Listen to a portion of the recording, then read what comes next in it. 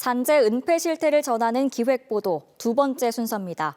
저희 KNN은 지난해 6월 거제의 한 작은 섬에서 발생한 한 20대 노동자의 억울한 죽음을 추적했습니다. 김민욱 기자가 보도합니다. 지난해 6월 19일 거제 이수도 28살 포크레인 기사 노치목 씨가 트래킹 조성공사 뒤 철수하다 포크레인에 깔렸습니다. 동료 작업자 2명이 119에 신고했고 노 씨는 병원으로 옮겨졌지만 끝내 숨졌습니다. 그런데 119 신고 내용을 들어보면 이상합니다. 포크레인, 작업 등 당시 상황을 설명할 핵심 내용이 빠져 있습니다. 네, 119입니다. 안녕하세요. 예, 여기 이주도인데 불렀거든요. 이수도? 예, 이주도. 무슨 일이세요? 예. 불렀어요. 불렀어요. 네.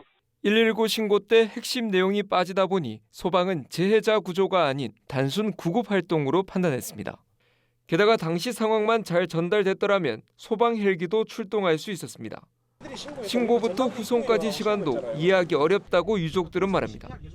최초 신고 시간은 오후 4시 21분, 섬을 빠져나와 119를 만난 시간은 4시 50분입니다. 유족들은 29분 만에 105kg의 재해자를 간이 들 것으로 트럭에 태운 뒤 어선으로 옮겨 119에 인계하는 것은 불가능하다고 말합니다. 25분에서 이불 가지러 갔다 오는 시간이 10분이 빠지고 배를 타고 가는 시간이 5분이 빠진다면 15분을 빼야 돼요. 그러면 10분, 25분에서 15분을 빼면 10분 만에 어떻게 여기서 한까지 갈 수가 있단 말입니까? 병원에 도착한 현장 관리자도 산책하다 사고가 났다는 취지로 해경에 거짓 진술을 합니다. 게다가 근로계약서의 필적도 조작된 것으로 확인됐습니다. 이에 대해 회사는 산재 은폐는 없었으며 필적 조작은 경위를 파악하고 있다고 밝혔습니다. 동료 작업자들도 신고 당시 당황한 것일 뿐 산재 은폐는 아니라고 말합니다. 고용노동부는 산재 은폐를 하려고 했던 것으로 보이지만 정황만으로는 은폐로 확정할 수 없다고 밝혔습니다. 결국 1심 재판부는 현장 소장에게만 책임을 물어 징역 10개월에 집행유예 2년을 선고했습니다. 유족들은 산재 은폐를 밝혀내달라며 관련자들을 다시 고소했습니다.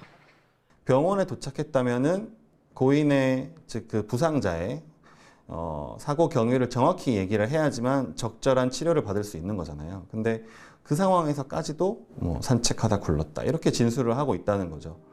이 부분은 도대체 왜 그랬을까? 고인의 어머니는 아직도 아들의 방을 그대로 둘 정도로 고인을 떠나보내지 못했습니다.